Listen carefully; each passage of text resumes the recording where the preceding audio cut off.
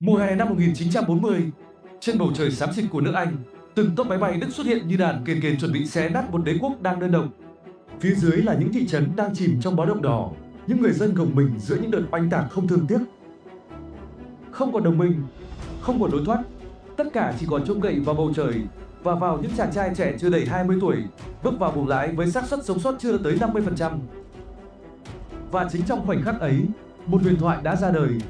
Không phải bằng những phát biểu đao to búa lớn, không phải bằng những tượng đài bằng đồng, mà bằng kim loại, lửa và lòng can đảm.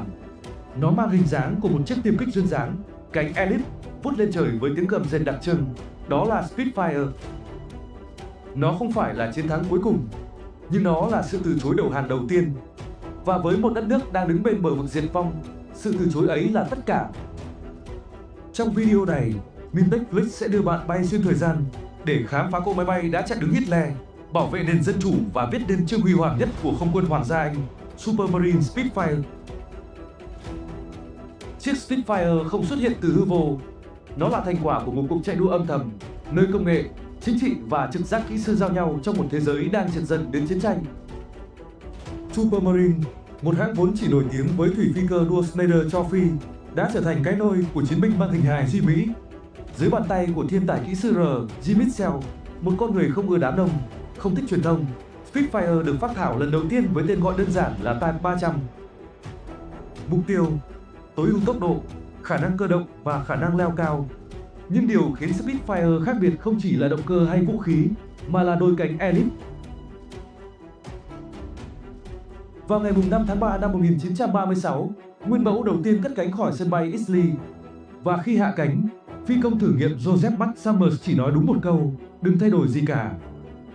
Chỉ 3 năm sau, Spitfire chính thức được đưa vào phục vụ không quân Hoàng gia. Quá muộn để ngăn Hitler chiếm Ba Lan, nhưng vừa kịp lúc để bảo vệ quê hương khỏi bóng đèn lúc toác. Spitfire không phải là máy bay rẻ, nó khó sản xuất hơn Hurricane, cần nhiều giờ chế tạo hơn. Nhưng Wright hiểu rõ, chất lượng vượt trội sẽ định đoạt trận chiến trên bầu trời. Khung máy bay bằng hợp kim Duralumine, thân dài thanh thoát, mái vòm trong suốt và đặc biệt, hệ thống cánh điều khiển thủy lực bật đến mức như thể nó nghe được suy nghĩ của phi công. Nó không bay nhanh hơn Me-109E, nhưng xoay vòng quét hơn. Trong không chiến kiểu dogfight, Spitfire như thanh kiếm rapier, không nặng nề như rìu, mà sắc sảo, chính xác và đẹp đến nghẹt thở. Nhưng có một điều còn quan trọng hơn thông số kỹ thuật, Spitfire giúp các phi công trẻ tin rằng họ có cơ hội sống sót. Tháng 7 năm 1940, Đức Quốc sa tung chiến dịch Atlantic, ngày đại bàng, tấn công tổng lực lên bầu trời Anh Quốc. Ở độ cao 7.000 m, những tốt Bf-109 hộ tống Stuka do 17 và He-111 tiến vào không phận Anh.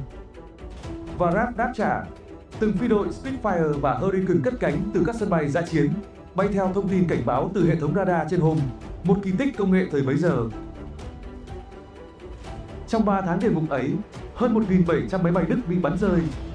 Spitfire không chỉ bảo vệ bầu trời, nó bảo vệ hy vọng cuối cùng của cả thế giới tự do. Spitfire là chiến binh, nhưng còn hơn thế, nó là nền tảng. Và để thích nghi với một cuộc chiến không ngừng thay đổi, Spitfire đã tiến hóa qua hàng chục biến thể, mỗi phiên bản là một phản ứng trực tiếp với thách thức ngoài chiến trường. MKV là biến thể được sản xuất nhiều nhất trong toàn bộ dòng Spitfire. Với hơn 6.500 chiếc, nó trở thành lực lượng chủ lực của RAF từ năm 1941. MKV được triển khai khắp mọi chiến trường, từ sa mạc Bắc Phi đến Mortar, từ kênh đào Suez đến eo biển Anh. Và ở mỗi nơi nó bay qua, kẻ địch đều buộc phải thừa nhận đây không phải chỉ là một bản nâng cấp, mà là một lời cảnh báo. Khi Focke-Wulf FW-190 xuất hiện trên bầu trời Pháp năm 1941, RAF nhận ra Spitfire MKV không còn đủ sức đối đầu. Và như một phản xạ chiến lược, Mk9 ra đời. Mk9 không chỉ là bản vá tạm thời, nó tồn tại lâu hơn dự kiến và trở thành một trong những Spitfire hiệu quả nhất từng được chế tạo. Nhưng kẻ thù luôn thay đổi. Và khi Đức Quốc sa tung ra tên lửa hành trình V1, những quả bom bay không người lái, nước Anh cần một máy bay nhanh hơn, mạnh hơn. Chỉ trong vài tháng, Mk14 đã tiêu diệt hàng trăm tên lửa V1, thứ từng gieo rắc ác mộng lên London. Không phải radar, không phải phá phòng không, chính Spitfire lại là vũ khí tốt nhất chống lại vũ khí không người lái. Nhưng có những trận chiến không nổ súng, và Spitfire cũng có mặt ở đó. Từ chiến đấu, trinh sát đến tàu sân bay, Spitfire không chỉ là một máy bay, Nó là một khung xương chiến lược, nơi mỗi biến thể là một câu trả lời cho nhu cầu sinh tồn và chiến thắng. Chiến tranh thế giới thứ hai không chỉ diễn ra tại châu Âu.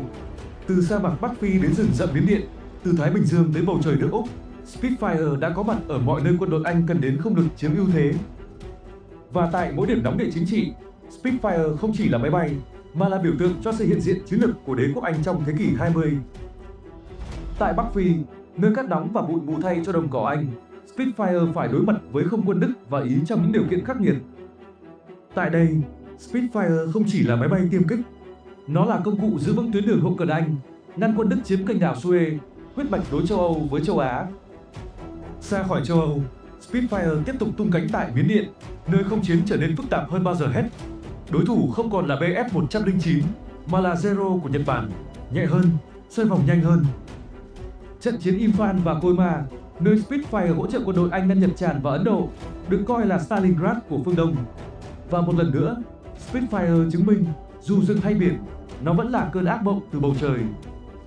Khi chiến tranh lan rộng đến Úc và Đông Nam Á, Spitfire lại tiếp tục vai trò không thể thay thế. Spitfire không thuộc về một đất nước, nó là biểu tượng của cả một khối quân sự đồng minh. Từ Anh, Pháp Tự Do, Canada, Úc đến Ba Lan, Nam Phi, mỗi quốc gia đều đã từng chiến đấu, sống và hy sinh bên cạnh chiếc chiến đấu cơ huyền thoại này. Trong khi Mỹ dùng P-51 Mustang để đưa bom đến Berlin, thì Anh dùng Spitfire để giữ lấy từng phần của đế quốc cũ.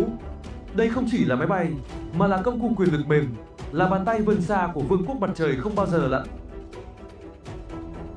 Ngay thế, chiến thứ hai kết thúc, các phi đội giải tán, những phi công trẻ trở về trong im lặng, và Spitfire, chiến mã từng tung hoành giữa biển lửa, dần lui về phía sau hậu trường lịch sử.